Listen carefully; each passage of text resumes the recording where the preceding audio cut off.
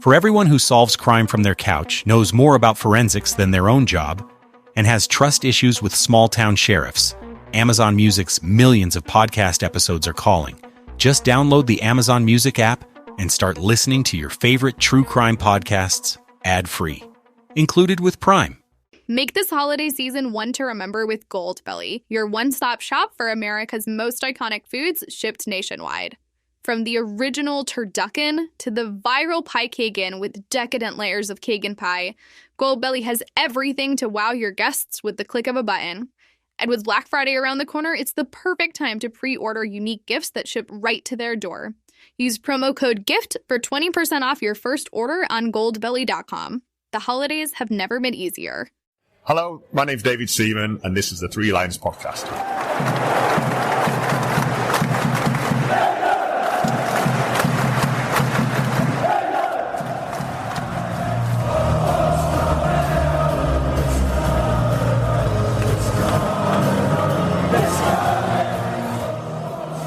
And welcome to the Three Lions Podcast. My name is Ross Osborne. This is an independent England football supporters podcast. I hope I find you well.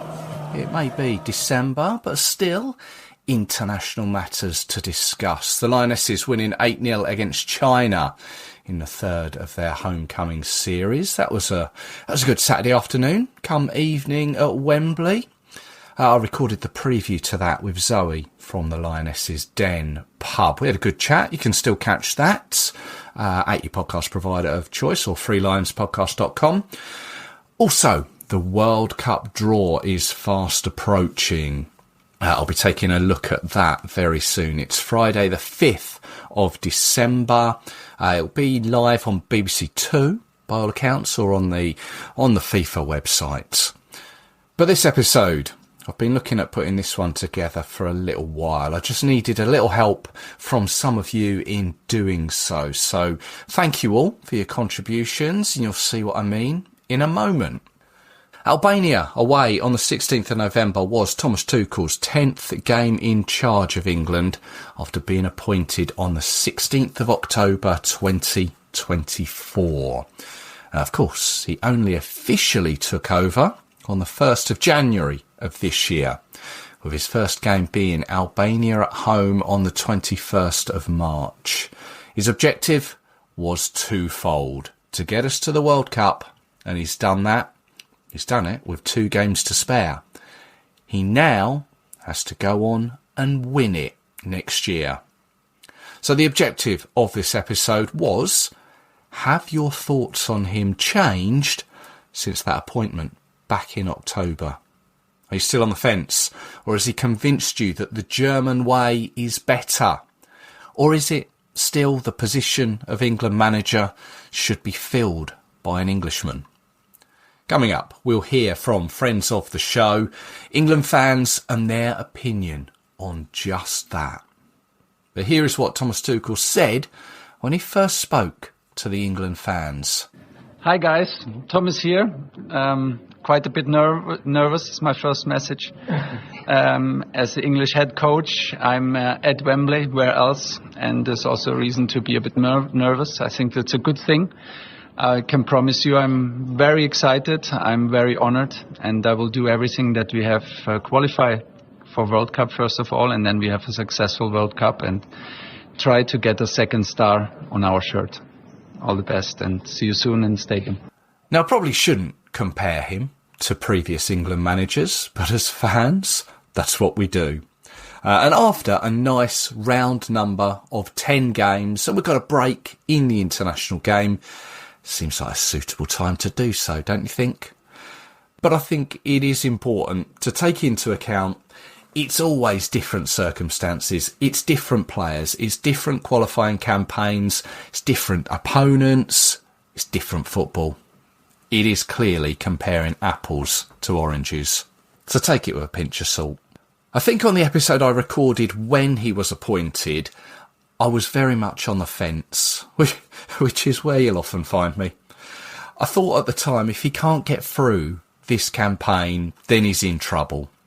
And looking back, it doesn't surprise me we went all the way undefeated. And as I've said before, I didn't think Serbia were as good as I thought they would be. But I certainly didn't see us going through without conceding, so that's certainly gone in his favour. Although clearly that's more down to the players on the pitch. And I will say what I said at the time, I'd prefer an English manager. But still a year on, I still don't really see any standout candidates that can come forward should Tuchel hand his hat in after the World Cup. If you look at the current Premier League, there's only Eddie Howe at Newcastle, Scott Parker at Burnley and Sean Dyche at Nottingham Forest. So it's not the widest pool to pick from. Obviously there's been calls for Howe in the past. Newcastle seem to have hit a bit of a wall of late. And then you look into the Championship, there are a few more English coaches in there. The one who's doing well is Frank Lampard at Coventry. Of course, former England player. He's managed in the Premier League before. Perhaps if he can take Coventry up and show his capabilities, then he needs to be in the considered pack. Maybe in a year or two. However the land lies in that time. But back to Tuchel, I think I'm warming to him a little more. I like his almost hardline approach, selecting players on merit. He doesn't appear to be standing for any one player being above the rest. Also, he's not afraid to speak out, as he did so.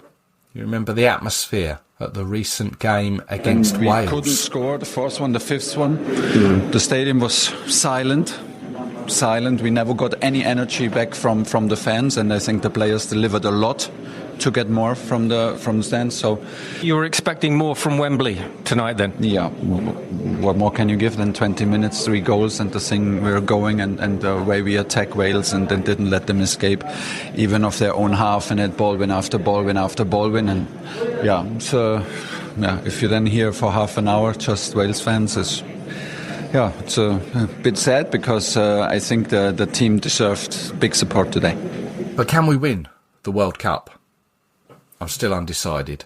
If the rumours of us playing Japan and Uruguay next March prove to be true, then I'll have more of an idea and an opinion. And looking at the way the pots are stacked for the World Cup, as always, there is a chance of a group of death. We could have a group stage of Colombia, Norway, and a playoff team. That could be strong. We could see what we're made of there. Or we could draw the Aussies, Algeria and Haiti. It's too early to call at this moment in time. Like you, I'm hoping that we go deep into the tournament. But it may well be some time before we face a team of some real standard. I think it could well be the case. And his record as manager, it isn't faultless. 1 defeat in those 10 games against Senegal in June. That was squeezed between his first 3 games and his following 6. 3 goals in that 3-1 defeat at the City Ground to Senegal. They were the only goals conceded in those 10 games. And we put 25 in the opponent's net in that time. 9 of those via the head or foot of Harry Kane. But on the whole, I think it's been good to bettering football. Those early games under his watch, Albania and Latvia, they don't live long in the memory, it has to be said. But we do have to take into account those opponents. In those 10 games, we've played Andorra, Albania, Latvia, Serbia, Wales, and as I mentioned, Senegal. Whoever is in charge, with the greatest of respect, we shouldn't be losing to them with the players we have at our disposal. According to Transfermarkt, Thomas Tuchel has used 40 different players across those 10 games, and he has said he will contact every player left out of his latest squad to explain what they need to do to get back into the squad and stand a chance for the World Cup. Apparently it's a list of about 55 to 60 players. If we were to put Thomas Tuchel in a list after 10 games, he does come top, basically on goals scored. There's no prize for that, and I guarantee he wouldn't want one. But just behind him with a very similar record is Glenn Hoddle. He too won 9 of his first 10 games. Those teams, like Tuchel's, only conceded 3 in that time too. But that was just under 30 years ago. The only game Hoddle's side lost against was Brazil in the tournoi. You remember that? It was a tournament in 1997 prior to the 98 World Cup held in France. But in those previous 9 games that Hoddle took charge of, his sides beat the likes of Italy twice, France and Poland, whilst also seeing off Moldova, Georgia and Mexico. And his teams, well, he had the likes of Beckham, Gaza, Sheringham and Shearer to play for him. And if you look a little closer to Thomas Tuchel's time, Gareth Southgate. His first 10 games, well, they began back in 2016. And it has to be said that if you are looking at that list of England managers after 10 games, Gareth doesn't come particularly high. He won 5, he drew 3 and he lost 2. But like Tuchel, he began during a World Cup qualifying campaign, which he too also topped the group of. But he lost games, he lost friendlies to both Germany and France. Now, only 6 managers in charge of the team have managed less than 10 matches, so there's no point in considering them. And I'm not going to compare everyone, but if Tuchel's mandate is to win the World Cup, then we need to look at Sir Alf Ramsey, who of course did. Manager of 113 matches.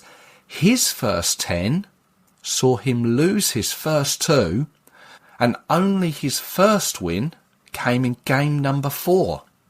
In total, he had 6 victories, 1 draw and 3 defeats. And 2 of those defeats were to Scotland. Can you imagine if Thomas Tuchel had lost twice to Scotland, home and away? Yeah.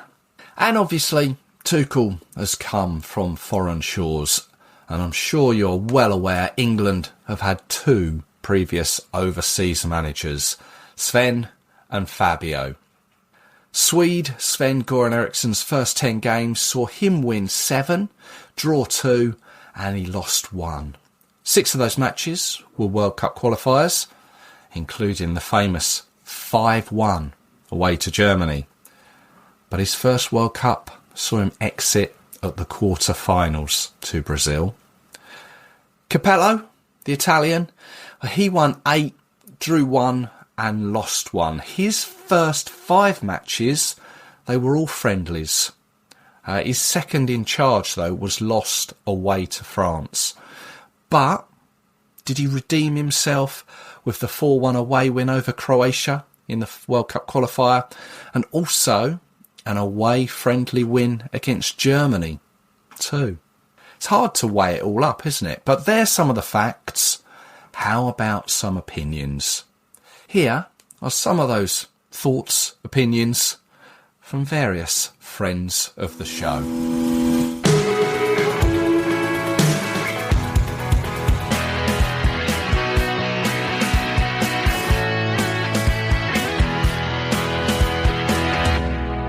Let's have a chat with Gary from Channel England Football. Gary, you all right? Yeah, good, thank you, mate. How are you? Yeah, very well, thank you. A year ago, Thomas Tuchel, we no doubt had a chat between ourselves. What were your thoughts about him coming in?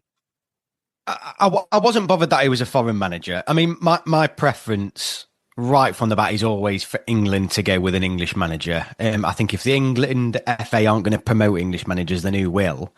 But at the same time, you know, I got it. His record speaks for itself. He's a winner at club level. I think the only thing I was a little bit worried about was it was going against what had been really successful for England over the past 10 years. And that was obviously what happened with Gareth Southgate promoting the under-21 manager. Lee Carsley had that period, didn't he, where he started off actually pretty badly. Had a poor result against Greece, didn't he? Everyone was a bit like maybe he's in over his head here, but it came good for him in the end. And it's just, I think for me, it was the short-term contract as well that made me doubt it. Is this almost just like one last punt at this group of players? I don't know. I had mixed feelings. I'll be honest with you now. I'm absolutely thrilled to bits. But at the time, I was a bit like, I was still a bit confused about what the FA was trying to do, really. And I feel like they probably were turning the back against something that was working actually quite well. So 10 games down the line, your opinion has changed. Would that be a safe thing to say? Yeah, definitely. And I think he seemed to struggle in the first few games. It didn't look like he had the players on side. I know he's had some really unlucky squad picks in terms of availabilities. He's had a lot of injuries to deal with and stuff like that. But I can't complain at how well he's done in the qualification campaign at all. No, obviously 8 wins out of 8, got us to the World Cup. He is mission accomplished on that front. Has he endeared himself to you and maybe the other fans with some of the comments he's made, maybe about the atmosphere? And I think for most fans I think that's a bit Marmite for most fans. I think some fans will be like, I absolutely love it that he's just coming out and speaking his mind. And if we're being honest, Russell, he's right, isn't he, about Wembley? I mean, the atmosphere at Wembley is an absolute shambles sometimes. but at the same time, he's I suppose if he was English, could he say those things? I don't know. Could he? I like the idea that he's just completely open and honest. And I think as English fans at the minute, I'm more of the camp of it's quite refreshing, actually, given the fact that Gareth Southgate would have never have said anything like that previously. So it seems a bit of a novelty for us. But if he's there for another 4 or 5 years and continuously moaning at us, then I might change my opinion, really. Can you see, though, if he does, if that rises its head once more, he might get on the wrong side of the FA? Possibly. I mean, there's not much chance of that happening now before the World Cup because there's going to only be, 1 or 2 camps, isn't there, beforehand? Yeah. Most of those games are going to probably, or at least half of those games are probably going to be away from home. So, yeah, maybe, possibly, but trying to figure out what the FA think and feel is one of the most complicated things probably in the universe. So, maybe, yeah. So, 10 games, you're happy, mission accomplished. I mean, if we were to look post-World Cup, could you see him staying? For me, the only way he can stay is by winning it. Because right. I go back to what I said at the start. I prefer an English manager. I think then if we're looking longer term, I think it needs to be an English manager bringing it through.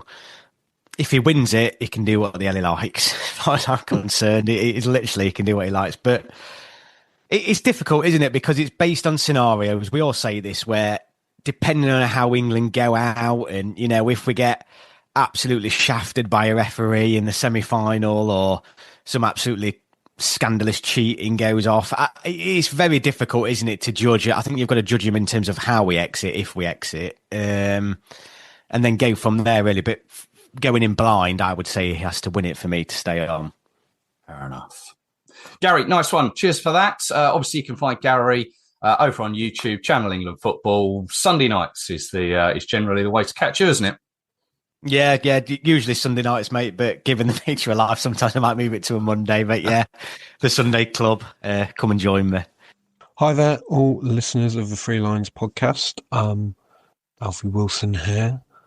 I think it's been a very, very positive year for Thomas Tuchel overall. I mean, how can it not be, really, with 8 wins from 8 in World Cup qualifying without a goal conceded, only the second ever country to do that in Europe. The only kind of blemish of the whole year being that defeat to Senegal in June, but the June international break's always a weird one. I always kind of feel that the players can't be asked to turn up, really. And yeah, I think this year it's been dependent on a key turning point, really, to be honest. And that was that away win in Serbia back in September.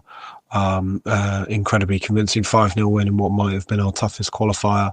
And that's probably bought him enough grace amongst the fan base to keep him going to the knockouts of the World Cup, really. I think the most exciting thing from that match was that we had Gordon, Rodgers and Madueke starting in the attack, and out of those three, I'm not sure any of them will be in our starting 11 for the first game of the World Cup, which kind of really shows our strength in depth.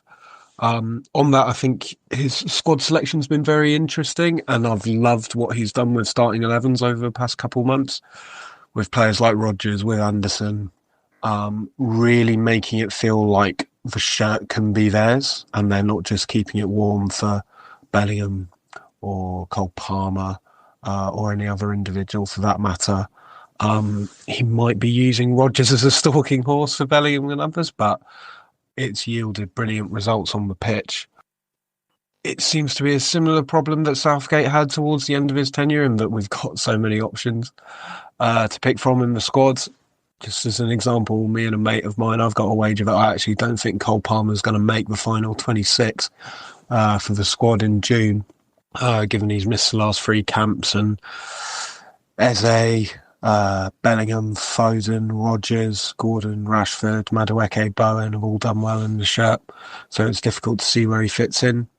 But as for Tuchel himself, I'm sure he's got a very, very strong idea of what he wants from the squad. He seems to have fixed the base of the midfield issue. It looks like it's going to be Anderson and Rice. And to me, that's one of the biggest issues solved, and maybe, I don't know, 3/4 of our problems in the Euros in Germany stem from the midfield to me. So glad to see that's been fixed. I'm looking forward to see what he delivers in 2026, and looking forward to the World Cup draw on Friday. Now, about a year ago, we spoke with Dom Smith. We've spoken with him since, but about a year ago, we spoke with him on his thoughts on Thomas Tuchel when he was appointed manager. And here we are, 10 games down the line. Dom's back with us. Hello, Dom. Hello. Good to be here. Always welcome back. Do you remember what you thought about Thomas Tuchel when he was brought in back in I think it was October of 2024? Yeah, well, I thought the reaction was quite strong one way or the other, but I think it should have been probably quite nuanced, and that is to say, it's probably a bit depressing that a major football nation like England felt the need to go and hire a foreign manager, but that if they did feel that they should or could do that, he was about as good as England were going to be able to get. So you know both things can exist at once, and I think there was always the potential that England would do very well under Thomas Tuchel, even though it is, as I say, maybe a bit of an indictment that we haven't been able to produce good enough English coaches that we could sort of enter into that talent pool. But I always thought that he was sort of charismatic enough. He's sort of a bit of an adopted Brit, I think. And I think he feels like that as well. He wanted to manage in London again. And I think that's how he's sort of come to pass, really. I think he has, it's felt as though he's lent into being in England. He loves living in London. He's explained that. He said it to us. And yeah, I think the football has been very impressive. It took a while to get going. The results were there early on, but maybe the performances weren't, with the small caveat, of course, that the teams England have been playing against don't necessarily allow you to play well. You're always going to have moments in a big knockout game against the Netherlands or France or Brazil, because they'll give you space, because there is more of a sort of end-to-end nature to a game like that. But yeah, as England have come through the group, even though the quality of opposition has stayed the same, the quality of football England have played, it's completely reasonable to say, has improved, hasn't it? I mean, England have looked better as the group's gone on. They haven't conceded a competitive goal since Lee Carsley, which bodes really well. I heard someone suggesting recently that it would be good that if England do concede a goal soon, because if you get to the World Cup and you concede in the opening game against Tunisia, then you're sort of spooked about what it might mean for you, and maybe it's a bit fatal for you. And I sort of do understand that, but I think it's just important that we take the positives. And England have been playing very well. Lots of players have been coming to the fore, and Thomas Tuchel does seem to be pleased with how it's going. How could he not be? Absolutely, yeah. I mean, how do you find him in press conferences? Because I know you're sitting in one or two, don't you? Yeah. In press conferences, I think he's very, very polite. I think. I mean, we also, the writers, the national newspaper writers, we do get to sort of sit down and be in a briefing with him as well. Okay. After the press conference, each time that he speaks. So that's why you don't really hear the writers asking questions in the press conferences themselves, because they get their own sort of section. But we sit in on the press conference, and in both instances, he's very polite. I think he sort of jokingly sort of understands the hard questions that are always coming. Often they're about Jude Bellingham, or often they're about I don't know, the level of opposition England might be playing, for example. But to be honest, I think he's very, very polite. He wants to gain rapport with us, and I think he's in his element, really. I mean, you're never going to have an England manager who's as capable a communicator as Gareth Southgate. I mean, that's never ever going to happen again. I mean, I'm confident to say that, even looking across sort of 200, 300 years' time. But he is a very good communicator. And I think increasingly in international football, that's a really important thing, because you are a spokesperson for the nation. And also, England play so rarely, they play so few games a year. You are constantly going to be asked about your selection decisions, not only with squads, but also in games, within matches. So I think the job of an England manager, it does command a real clarity and an ability to communicate and inspire players, but also qualify your decisions. And I think that he is really good at that. Yeah. So do you think you've seen a sort of, I know obviously he was here with Chelsea when he was in charge of them. So he's as you say, acclimatized to the English way of life and language. But obviously 10 games down the line for England, have you seen a change in him?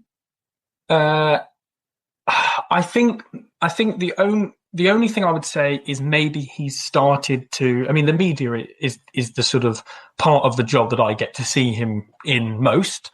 To be fair, that's the part of the job that fans get to see him in most. To be fair, we don't get an entry into the dressing room, do we, or the training ground? But I think maybe in terms of anticipating difficult questions, he's maybe become, I wouldn't say prickly, and I think that would be really harsh to say that, but maybe just a couple of steps before that. I think maybe he's become a little bit resigned to the fact that that most questions put to him are not sort of tap-ins. They're not, they are difficult questions about why he's selected certain players, what he thinks about this. You said this in March, why are you now doing this? I think maybe he's there's been a slight change in that he is less naive, maybe, about the sort of questioning that journalists put to him. But I don't think there's been much of a change. I think he absolutely loves the job, and I think he loved it in March when he first took a camp. I think he loved it even earlier than that, last October, when he was offered it and when he accepted it and spoke in that original press conference. I think he speaks now about the quality of players at his disposal, and you can really see that he's taken to international football, and the early suggestions when he was, really early on in his tenure, that he would just be in and out in 18 months, couldn't wait to get back into club football, and this was a stepping stone job. I think that's sort of fallen by the wayside a little bit. I think he could leave, after the World Cup. I mean, his contract is up, certainly then. But I don't get the sense that he's dying to leave. In fact, we've spoken to him and there's a suggestion, I think. I mean, he said it to an extent, he'd actually quite like to stay on. I'm not surprised, really. I think it is, while it's going well for you, I think this is a job that you'd find hard to sort of walk away from. Yeah, you relish it in the good times, but there's been a lot of good times these last 10 games. Obviously, there's the Senegal game, which was just a friendly. But like you say... That was terrible, though, wasn't it? It was. Yeah, I can't deny that. But we haven't played anyone, as you say, of any sort of stature, your Netherlands, your Brazils. And this is where sort of the World Cup will test us. And we may see another little side of him.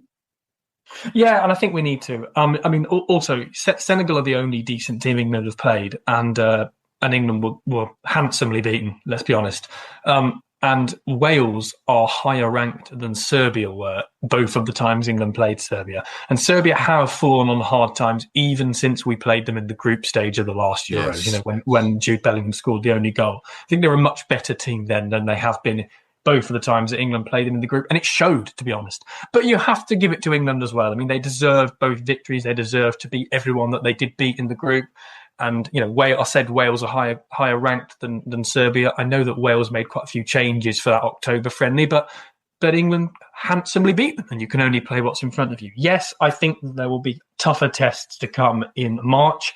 The teams that we sort of hearing about being thrown around as the potentials still don't strike me. This is my personal opinion. They still don't strike me as quite hard enough. I really do feel England need to go back to the sort of thing that they did in the March leading up to the Euros when they played Brazil and Belgium, and both of them at home, and failed to win both. I think that's really important, that England play teams that aren't just big by name, but are actually big by nature still, genuine contenders for the World Cup.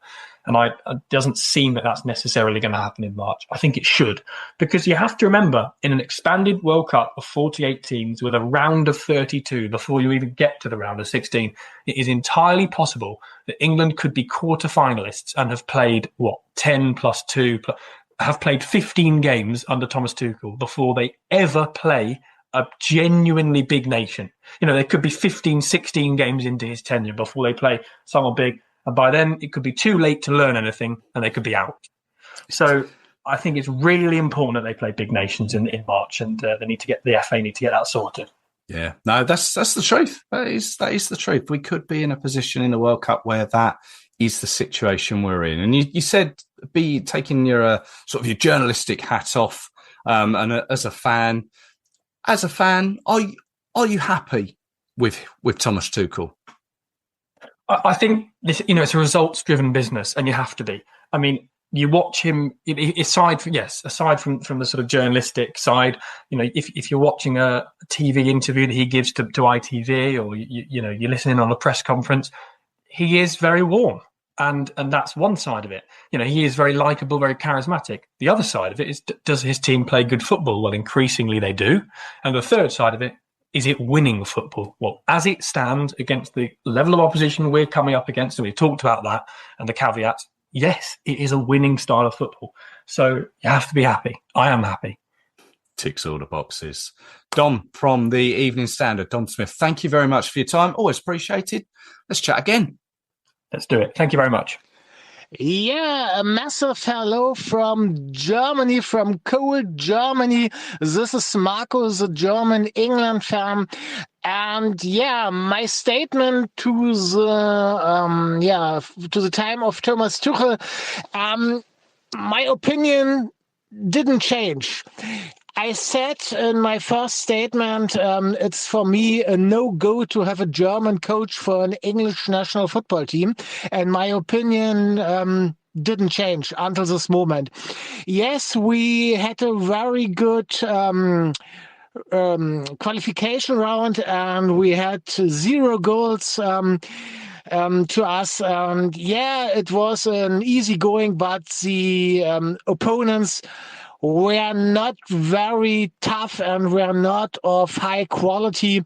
So I think we have to wait until the moment when we meet real tough and real hard opponents like Argentina, like Brazil, like France, Italy, and so on. And this will be the moment when we see what quality has Thomas Tuchel as a coach of England.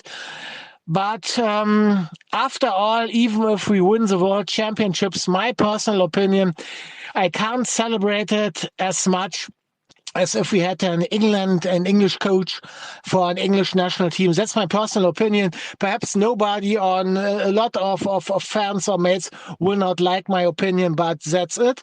And hopefully we win the World Cup, even with Thomas Tuchel. But after that, I hope that we will get another coach, an English one. Yeah, that's it. Massive, massive greetings to my brothers and sisters in England.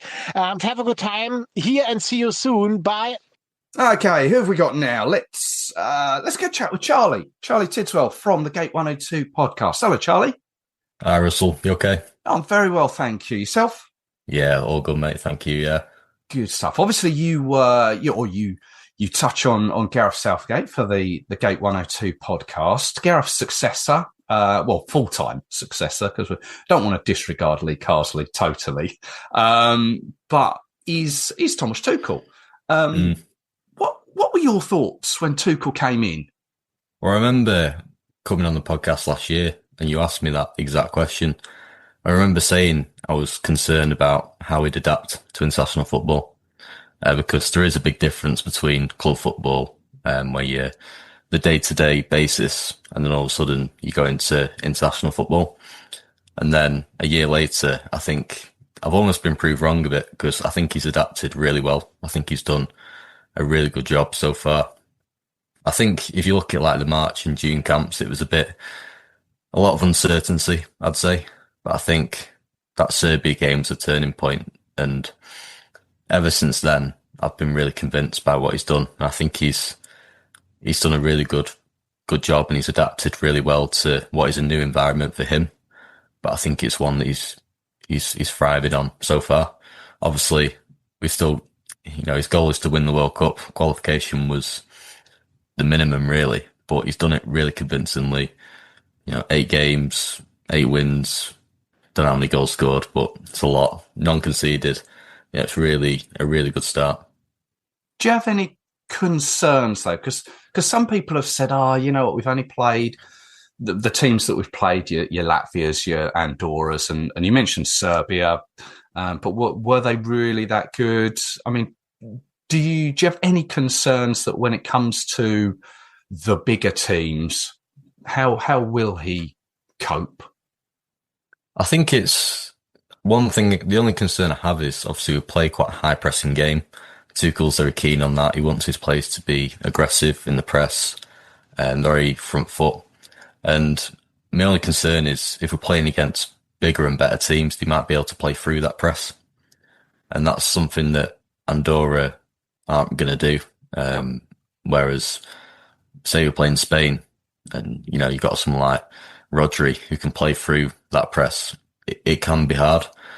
My only other concern, it's not really about Tuchel, but, when it comes to the World Cup next year, obviously the climate is going to be really hot. And it's whether we can play the same style of football in such a humid environment. But I suppose you can only be what's in front of you, and winning these games so convincingly is only going to build confidence and give the group hope going into next summer. Yeah, I think one of his ideas or thoughts was better taking into account the high humidity and the temperature over in the States, which I think he may have had an input and say into why we're having those 2 friendlies in June over in, I think it's Miami way. I think he is conscious of that and getting acclimatized. Would maybe hope that isn't such an issue when it comes to it. Yeah, I think it shows that he's clearly thinking ahead. Like you say, the fact that he's got those 2 friendlies in June shows that he is thinking about it and it's on his mind. And it's got to be, because it's very different playing. You think about the Serbia game at Wembley and it's, raining really heavily. And, there's going to be a difference between that and playing in the US. So, but it's good that he's prepared. And I think that's something he's done really well. He's very focused on the job at hand. He prepares well. I think that's something that's really encouraging. Yeah, I think that's. I think is that a trait of the Germans? Is preparation, and I don't know if that's maybe, sweeping generalisation. But you mentioned about like the high press and maybe being caught out by the likes of Spain. Just going back to that Serbia home game, there was time in the second half where it was a bit back and forth, and they were coming at us at times. And I have to say as well, I think Latvia away, there were a couple of occasions where they caught us out. So I don't think that's an Achilles heel, but it's certainly something to be conscious of. Definitely, yeah. I think it's something that when we do play against these better teams, they might punish you. But at the same time, it's that high risk, high reward type thing. Because, if it works, then the advantages of that is much better. But I think it's important that you've got a solid defence. And clearly we have, because obviously we've not conceded a goal during qualification. Obviously I know we conceded 3 against Senegal, but other than that, we've kept a clean sheet in every game since we lost against Greece. So defensively, we're in a great place. I think that's the solid foundation, and having that defence will allow you to play the high press and take a few more risks, and it allows the I suppose attacking players to be just have that freedom and be expressive, and that's why I think qualification has gone so well. Obviously, you cover Gareth on the Gate 102 podcast. He was well known for his sort of off the pitch, I don't know, activities or ways of doing things which proved to be highly effective. Have you seen that with Thomas Tuchel as well? I think so as well. I think he's really built on what Southgate has built and what he's done. I think that you mentioned about concerns before. When he originally came in, one of my concerns was, is that culture that's taking years to build, is that going to be destroyed instantly? Because it only takes a bad appointment and that whole sort of culture and environment can be ripped apart. But if anything, he's built on what Southgate's done brilliantly. And the amount of times he's used the word, brotherhood for the players, making it feel a really good camp.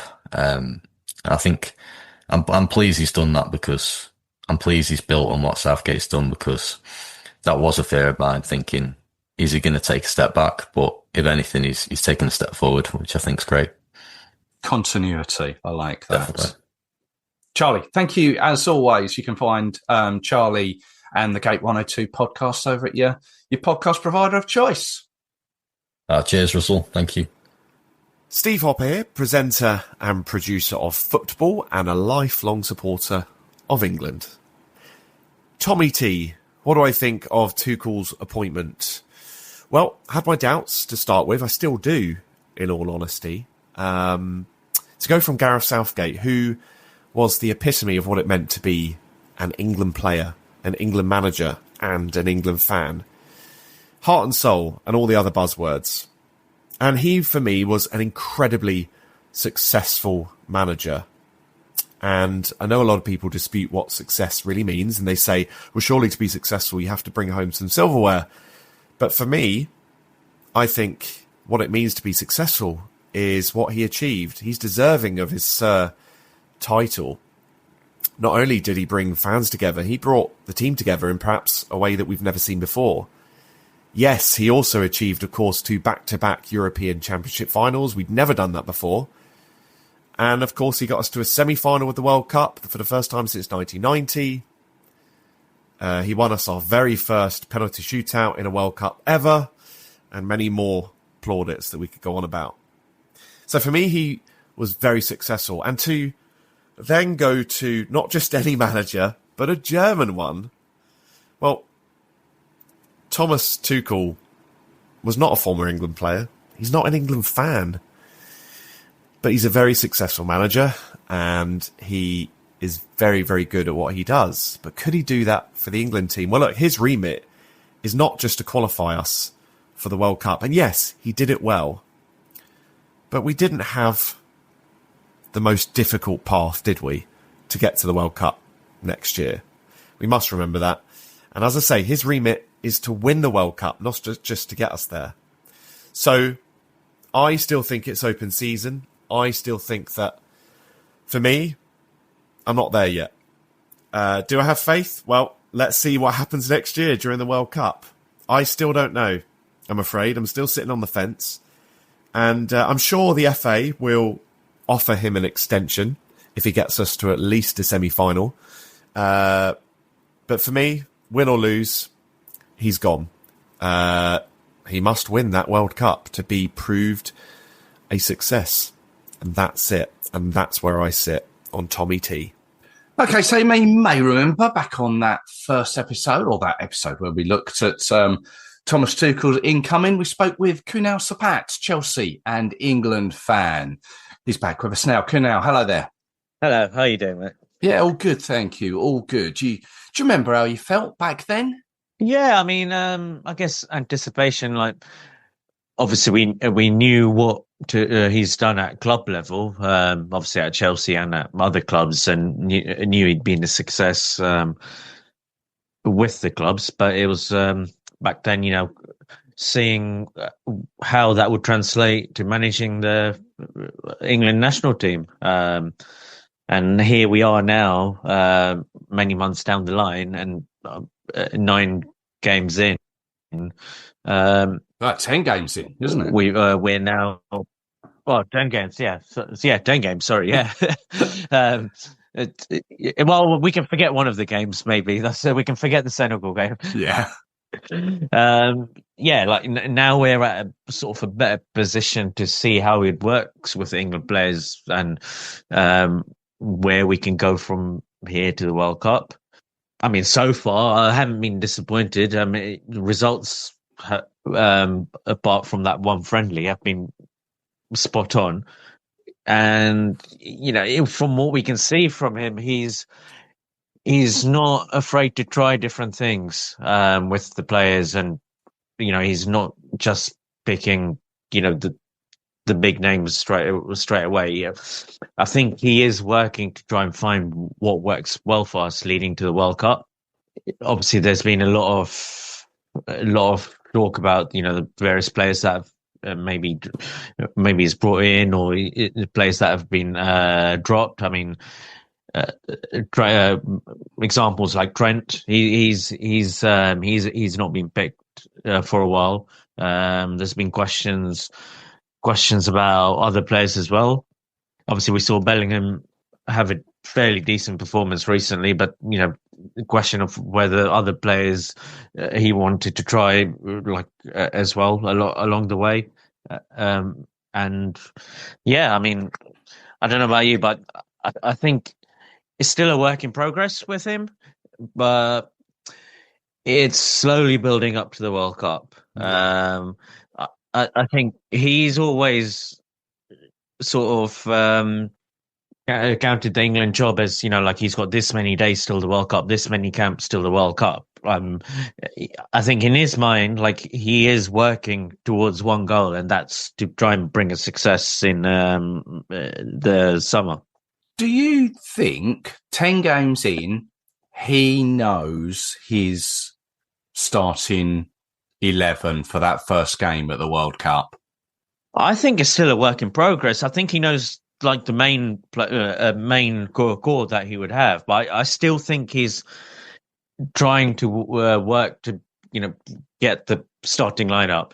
I think the core players are there, the core of the team is there.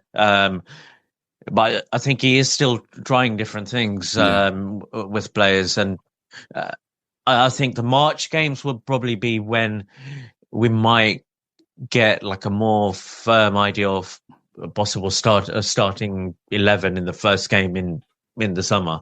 I don't think I don't think anyone new will come in June that's not there in March, barring injuries or anything. I think anyone that's there in March or has already been in any of the camps and squads so far will be there. I don't think there'll be any surprises when it comes to June.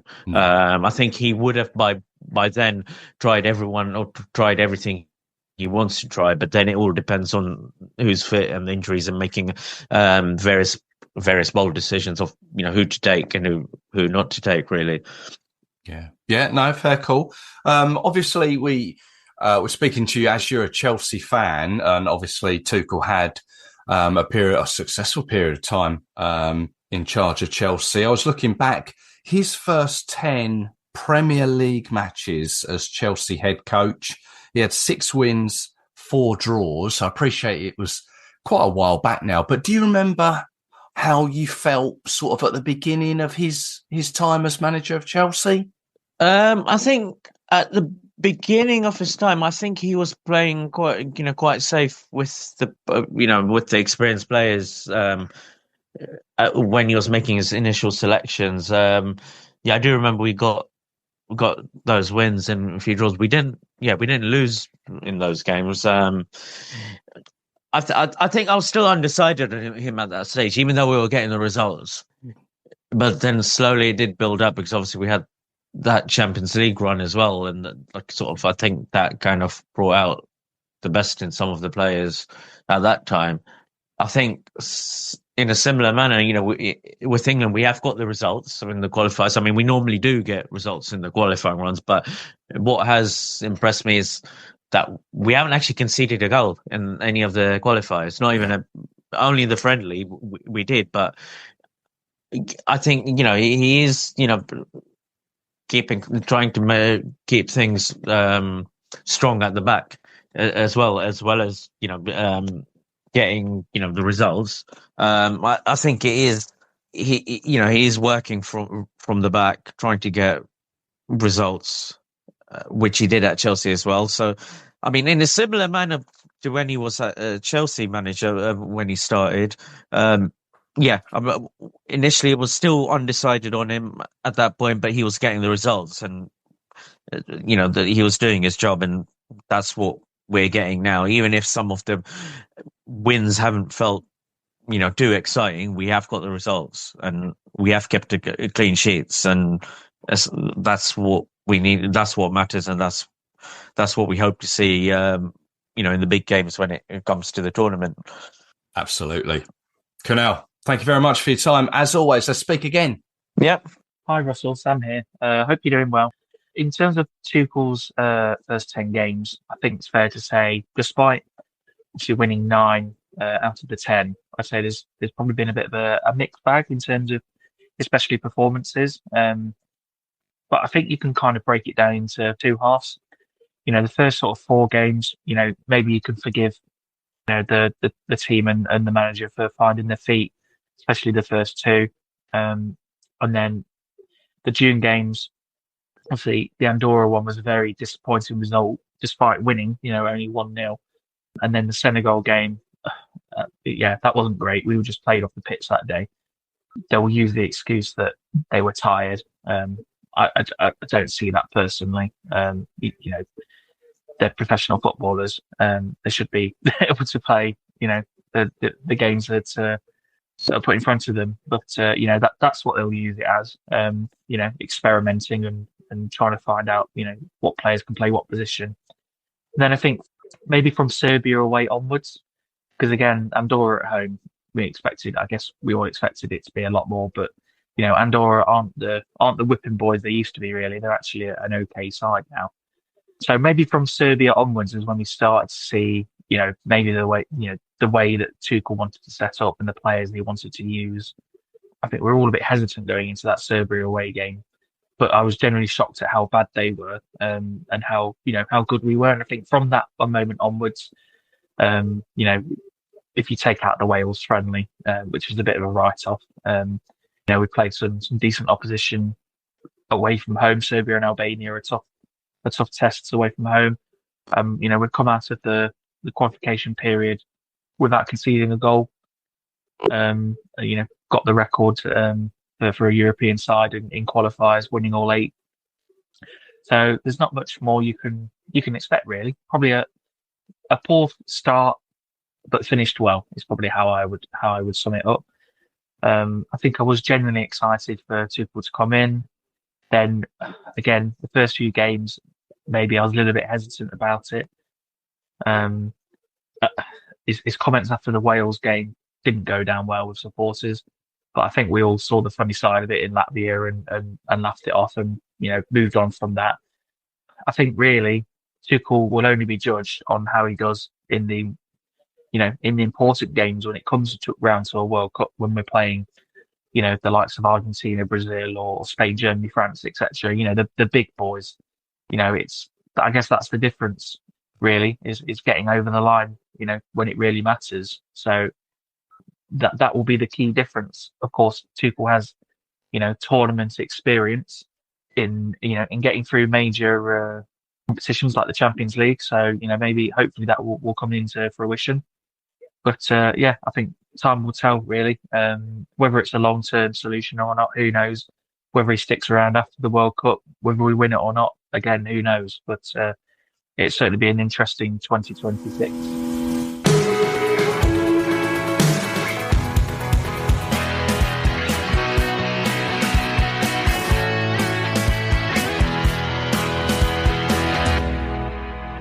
Thank you to everyone there. Some interesting thoughts and observations. How do you feel about Thomas Tuchel now? Or does it still come down to what happens next summer? Let me know. Thank you, as always, for listening. It's always appreciated. I hope you enjoyed it. Don't forget, you can contact the show. Should you want to, just drop me a line on the socials. Just search at 3 Lions Podcast, or you can email me, 3lionspodcast@gmail.com. Just if you want to chat, say hello. Always open to that. And as I mentioned at the beginning, the draw for next year's World Cup is coming up. It takes place on the 5th of December. 5 p.m. UK time.